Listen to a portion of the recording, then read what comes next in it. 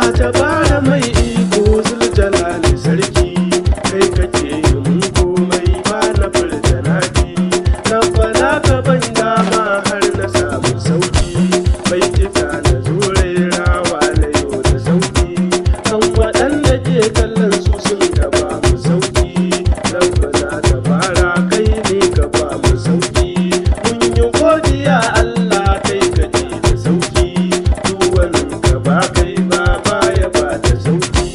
yanda kai mun na gode dare da rana na ji arzikin annabi na bude gwanina dan amina dan abdallah mutan madina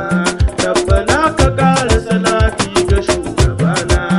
alihi sahabbansa su na sa raina rabbana ka kare mu sharrukan mutane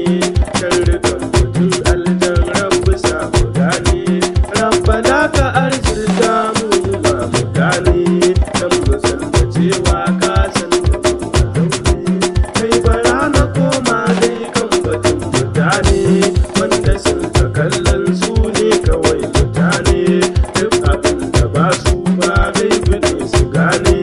kai kana aikin kasu suna a zaune kai kana tafiyar kasu suna ta gulma kai kana lamuran kasu suna ta zance ba dare ba rana su suna ta fama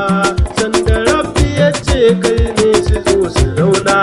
sun zamo yan fadar ka dare da rana sai su manta can baya lokacin da fama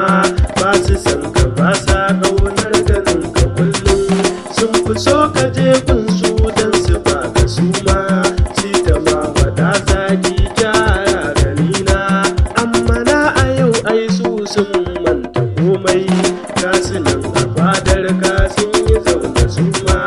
rabbana ka nuna mana ranar ganina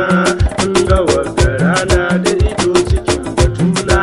za ta zo insha Allah ko ta kiyama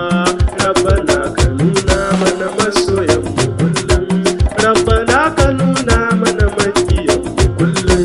sai da su muke tashi sai da su muke kwana rabbana ka nuna mana makiyan mu kullum